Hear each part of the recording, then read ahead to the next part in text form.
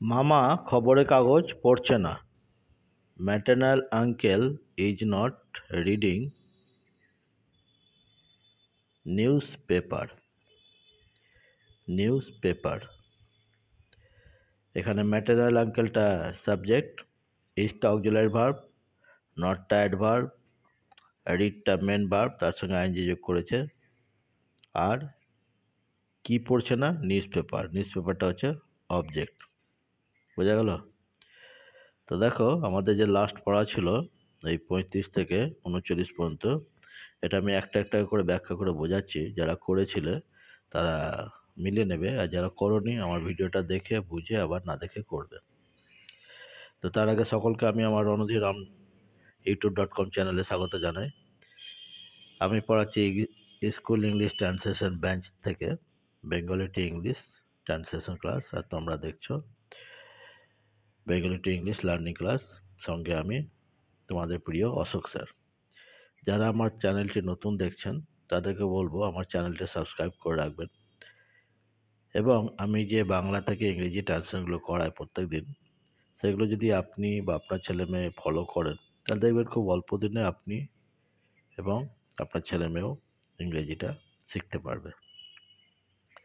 তো চলুন আমি বলছি, যেমনটি এটা বললাম যে মামা খবরের কাগজ পড়ছে না। তো সেন্টেন্স তৈরি করার নিয়ম হচ্ছে প্রথমেই দেখতে হবে যেটা কোন টেন্স, এবং সেই অনুযায়ী সাবজেক্ট ভার্ব অবজেক্ট বার করতে হয়। এবং সেন্টেন্স তৈরি করতে গেলে প্রথমে দিতে হয় সাবজেক্ট, তারপর ভার্ব, তারপর অবজেক্ট। এখন সাবজেক্ট কাকে বলে জানতে হবে, না তো যে কাজটা করছে তাকে বলে সাবজেক্ট। যদি এখানে বলা থাকতো মামা খবরের কাগজ পড়ছে, তাহলে কে কে পড়ছে কাজটা? মামা। তাহলে মামা ইংরেজি কে? Maternal uncle. এটাই হলো সাবজেক্ট, প্রথমে সাবজেক্ট দিতে হয়। তারপরে মামা খবর কাগজ পড়ছে, পড়া ইংরেজি কি? রিড। তাহলে লিখব ইজ রিডিং।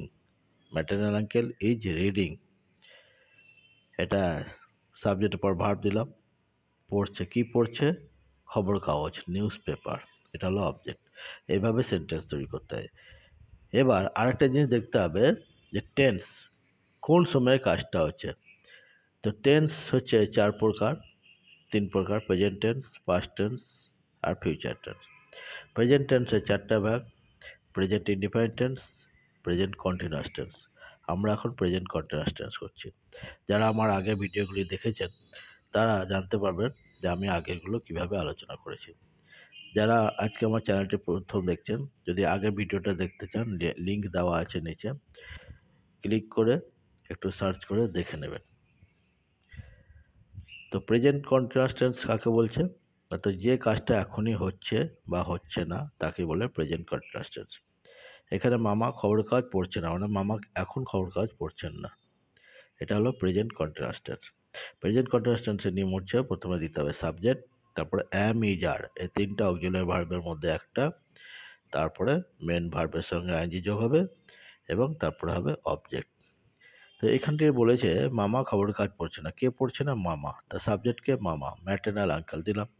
এবার maternal uncle third person singular number, তাহলে অক্সিলারি ভার্ব কি হবে?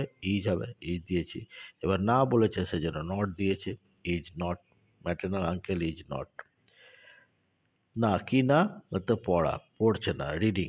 Read, R E A D, read, তার সঙ্গে আইএনজি হবে। প্রেজেন্ট কন্টিনিউয়াস টিম হচ্ছে মেন ভার্বের সঙ্গে আইএনজি হবে। Subject auxiliary verb, main verb, তার সঙ্গে আইএনজি যোগ হবে। কি পড়ছে না? না তো নিউজ পেপার। নিউজ পেপার দিয়েছে, এটা অবজেক্ট। ঠিক আছে? তারপরে দেখো বলেছে গাছের পাতাগুলি নড়ছে না। কি নড়ছে না? তাহলে এটাও প্রেজেন্ট কন্টিনিউয়াস। এখন কি নড়ছে না? গাছের পাতা, পাতাগুলি। পাতাগুলি ইংরেজি কি? লিভস। দা লিভস দিয়েছি, লিভস। কোথাকার? গাছের, of tree. The leaves of tree, এটা লিভস বলতে প্লুরাল বোঝাচ্ছে সেজন্য আর দিলাম। দ্য লিভস অফ ট্রি আর। না, কি নড়ছে না? আর নট মুভিং, নড়া ইংরেজি মুভিং দিলাম। MOVE, মুভ, আইএনজি যোগ করার সময় ইটা উঠে যাবে, সেজন্য এখানে ইটা দিইনি। তাহলে the leaves of tree are not moving. Clear? Arnab কুকুরছানাগুলিকে বিরক্ত করছে না। কে করছে না? অর্ণব। তার সাবজেক্ট কি হবে? অর্ণব দিয়েছি এখানে, অর্ণব। ঠিক আছে। অর্ণব গাছের পাতাগুলিকে বিরক্ত, কুকুর ছানাগুলিকে বিরক্ত করছে না। তো দিলাম অর্ণব, প্রথমে দিয়েছি অর্ণব, এটা সাবজেক্ট। এবার Arnab third person singular number, তাহলে ইজ দিতে হবে, সাবজেক্টের পর ইজ দিলাম। না বলেছে সেজন্য নট। অর্ণব ইজ নট, বিরক্ত করা ইংরেজি টিজ, দিয়েছি টিজ, তার সঙ্গে আইনজি যোগ হচ্ছে প্রেজেন্ট কন্টিনিউয়াস টেন্স বলে। অর্ণব ইজ নট টিজিং, কাকে করছে না? কুকুর ছানাগুলো, দ্য পাপিস, দ্য পাপিস, কুকুর ছানা, দ্য পাপিস, ঠিক আছে, এটা অবজেক্ট। তুমি বাগানে চারা গাছগুলির যত্ন নিচ্ছ না, কে নিচ্ছে না? তুমি, তাহলে ইউ, তুমি ইংরেজি ইউ, সাবজেক্ট এটা, you are not taking care the sapling, বোঝা গেল? কে নিচ্ছে না? তুমি, এটা সাবজেক্ট হলো। এবার ইউ আছে, তাহলে অক্সিলারি ভার্ব কি দেবো? আর, দিলাম আর। না বলেছে সে, নট দিলাম, ইউ আর নট, যত্ন নেওয়া কি? Taking care, you are not taking care, যত্ন নিচ্ছেন না, কাকে যত্ন নিচ্ছে না? গাছগুলির, চারা গাছগুলির, দ্য স্যাপলিং, স্যাপলিং মানে চারা গাছ, দ্য স্যাপলিং, এটা অবজেক্ট, ঠিক আছে। তারপর তাকে বলেছে দীপিকা তোমার জন্য অপেক্ষা করছে না, কে করছে না? দীপিকা, তারপর প্রথমে কি দিলাম? দীপিকা দিলাম, এটা সাবজেক্ট। দীপিকা ইজ নট, না বলেছে বলে ইজ নট দিলাম। অপেক্ষা করা ইংরেজি wait, Deepika is not waiting, অপেক্ষা করা ইংরেজি ওয়েটিং, কার জন্য? তোমার জন্য, for you, Deepika is not waiting for you, clear?